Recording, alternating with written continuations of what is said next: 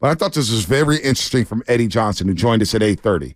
He's been calling Suns games for over 20 years. He played in the league for 17, one of the greatest players to ever come out of Illinois or the University of Illinois. He's a sharpshooter.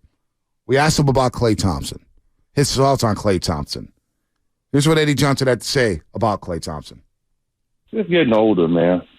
That's the most frustrating part about, and I'll just stick with basketball. The most frustrating part about this game, as you get older, is you can't hide because you got to play both ends. The shelf life in basketball is not as long as maybe it could be in other sports because you got to run, man. And Klay has dealt with his injuries, and Klay has gotten older. Well, he's 33, right? That's all it is, man. There's no indictment on Klay. It's just the fact that he had some injuries that took some years off his NBA career. Klay is one of my favorite basketball players in the entire league, and I just want the best for him, man. And he'll be fine as a basketball player, but he just won't have those nights every night, man, that you all expect. No doubt. That's what happens when you get 33, man, and start to get older, man. It's no joke. It's no joke. He's just getting older. And you can see the age at times. At times you see Klay look like Klay. At times you see the age and you see some of the forced shots. And you see some of the defensive limitations that he has. Look, they're starting to catch up to him, those injuries, no doubt about it. I mean, you think about when he tore that ACL. He's playing the best basketball of his life. Yeah. He's guarding everybody, whether it's Kawhi, whether it's Kyle Lowry, Fred VanVleet. Did not matter. Klay was that dude. And now he's not. And now he's in a contract year. So this is a very delicate situation moving forward for Steve Kerr to go to State Warriors. You talk about Steve Kerr, how he has a lot on his plate. This may be the most challenging job he's had since being the head coach of the Golden State Warriors. Well, this is it. Because the minute Klay doesn't have it going, and he gets benched for, say, Kuminga or Moody in the final 5 minutes, how will Klay handle that? Well, he needs to be professional. He's the 12th. Well, it's not about that. He will be professional. He's the 12th highest paid player this year. But he will be professional. I believe that. But his psyche, you can't change human nature, dog. You can't. Klay gets down on himself. It could get ugly. You know what I'm saying? It could get ugly. I'm not going to freak out over one game. I understand. But boy, if he gets down in the dumps in a contract year, well, his contract, honestly, to me, is irrelevant to what they're trying to accomplish this year. It's about business, right? And business is winning, and everyone's talking about winning. Draymond talking about winning. It is about winning, but if he starts pressing in a contract year and he's saying, boy, not only am I trying to help this team win, but I'm not helping this team win, and I'm struggling. Now, long-term, it's going to affect my money. It's going to affect my standing in the NBA, and it's going to affect my standing with this basketball team this year. I know, but we're acting like whether Klay gets $50 million a year, $20 million a year on the next deal. That's irrelevant. He's set for life. So I don't really want that's irrelevant. I understand the professional wanting to have locked up and in a professional setting, having the guarantee. I understand that aspect of it, but I'm not here for the worrying about what's going to happen for you moving forward. And there's it's not about that. CP3 it's about has this the same year. issues. No, it's about this year though. And if you're Klay Thompson this year, you start struggling. You're not finishing in the closing lineup. All of a sudden, your mind starts drifting to saying, damn, I'm not going to be here next year. This is my whole NBA life. I helped build this organization. But I helped build it. This is part of it. You can't tell a guy, the guy's a human being. The guy's a human being. Yeah, but you can't say, hey, just go be professional and play through it. We don't know what's going on in that dude's head after those injuries. He could be thinking like, damn, I was the best two guard in the league.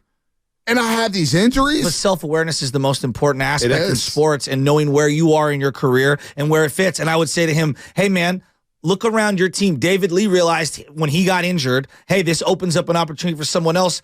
My time here is now dwindling. Andre Iguodala, I'm best used off the bench. Like there have been many David Lee didn't play much once he got benched. He didn't play much. I know. You know what I'm saying? Andrew Bogut had to take a lesser of a role as time evolved. So, that is the lifespan of an NBA player. And if anyone should know that better than Klay Thompson, it would be someone like him who his father played in the league. So he should be able to have a good feel of your role needs to evolve over time. Yeah. And all of this talk about his contract extension and how far they're off and everything, you're right. I do worry about it. And I do worry about his psyche. His psyche mentally. That's all I'm saying. And I think you're saying to be professional, it's not that easy. Guys go through funks.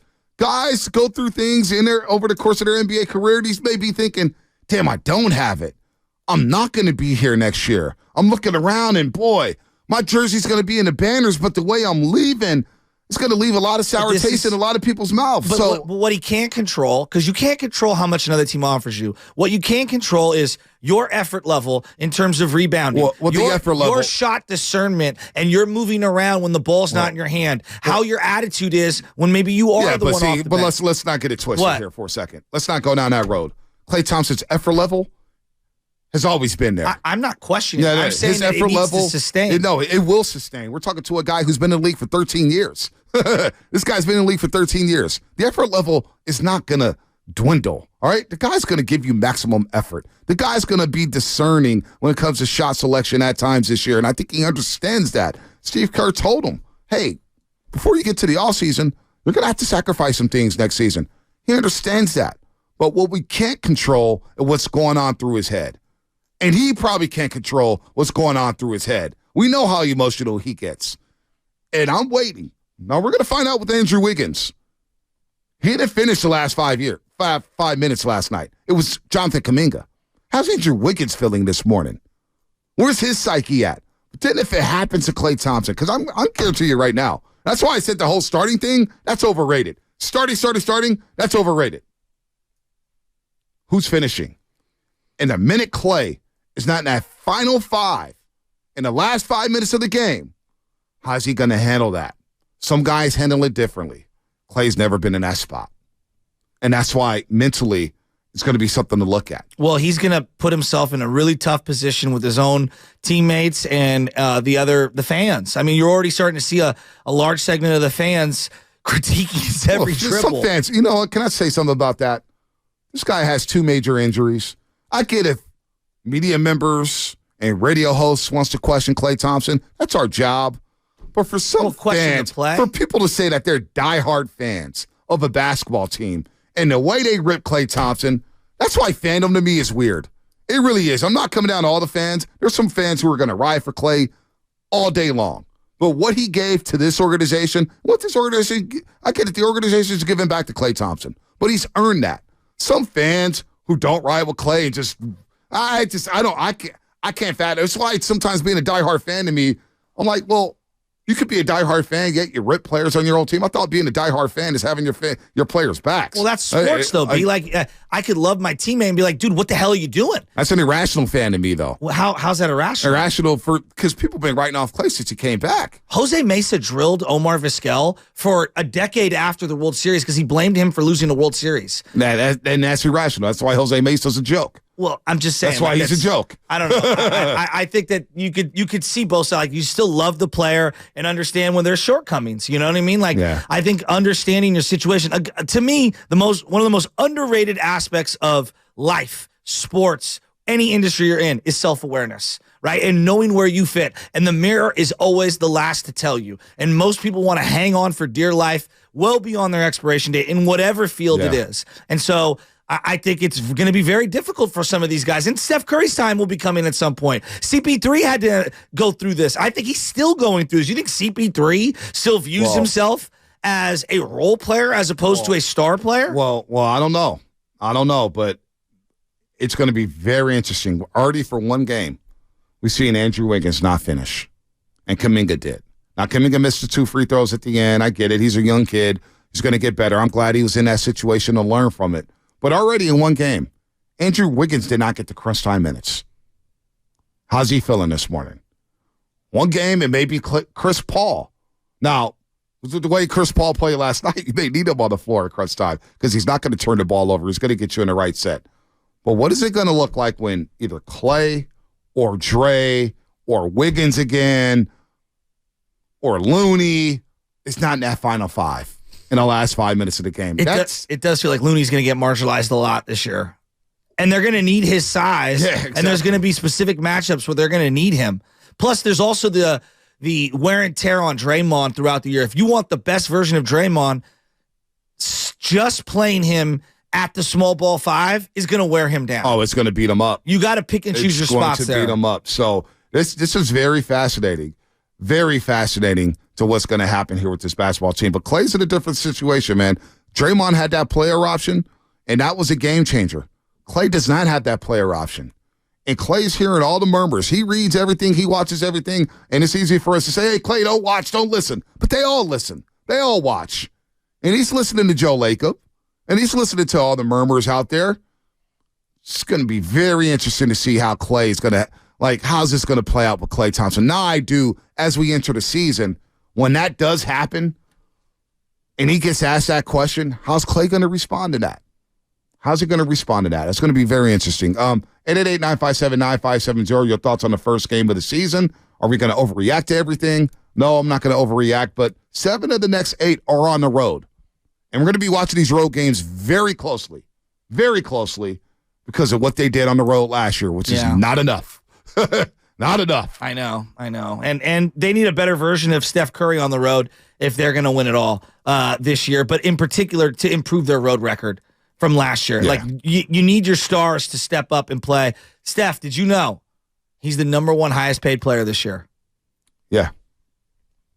Is that the number 1 highest paid guy this year in the NBA? Mm-hmm. Okay. What does that mean? I'm just saying he is. He's number 1. It's surprising to see him finally get to that point. He's always been great. We need him to continue to be great. I'd like to see him have a couple signature games on the road. We know he owns the Kings after that Game 7 50-point performance. I would like to see him have a couple signature games just to start the season off on the right tone and bank some of these road wins. Shut that narrative up. Do you look at the money when you look at the player performances in the NBA? Well, I think in a salary cap sport, as hard as it is to move players in the NBA, it's more important than maybe any other sport to talk about money and value and finances and all those things because of how restrictive it is to move players. Yeah, it's very difficult, and I think it's part of the conversation. What about football, though? Well, football, you can cut anyone at any time. It feels like it's about guaranteed money. And the cap isn't as restrictive. You can manipulate the cap. I get it. But I think about the Niners and that defensive line, right? And you're not getting your bang for your buck. The Niners are one of the worst teams in the league when it comes to pressure rate or sack rate. Yeah. Our boy Akash had a tweet yesterday, and I was alarmed by this tweet. When 40% of your cap is going toward the D-line and you're not producing, the 49ers defense, that matters. The 49ers defense has a 4.9% sack rate on the season. Only the New York Giants, LA Rams, Jacksonville Jaguars, Texans, and Chicago Bears have a worse sack rate on the season.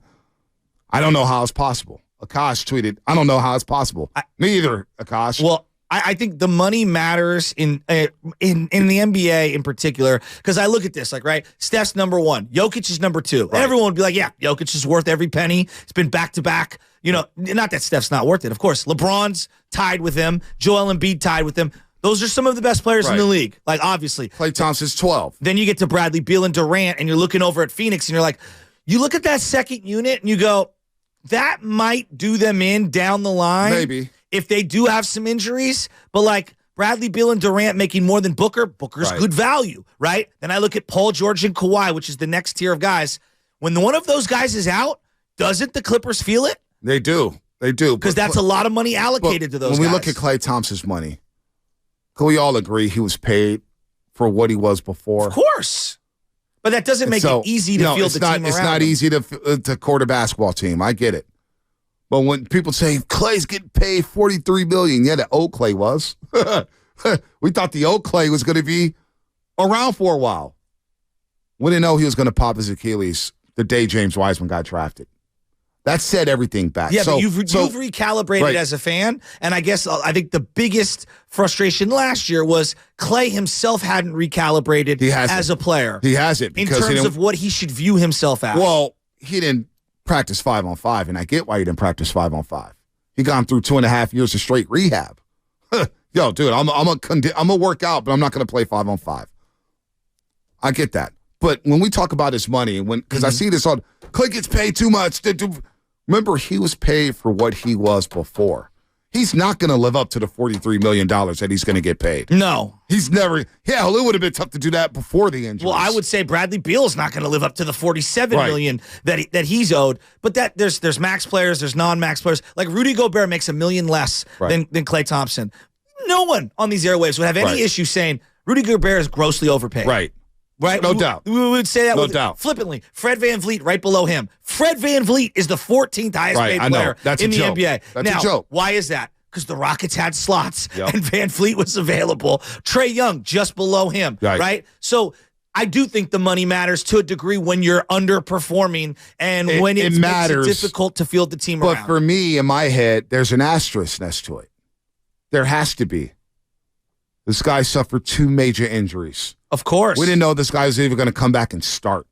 We didn't know this guy was going to come back and finish the season. Next thing you know, during the championship run, he leads the team in minutes played in the postseason. Which is a shocking, I mean, that was an accomplishment in itself. Like, this guy finished the postseason after coming back that year after missing 2 straight years, 2.5 years. So when I think of Klay's money and I think about all these contracts, I always throw a mulligan next to Klay because I understand what happened.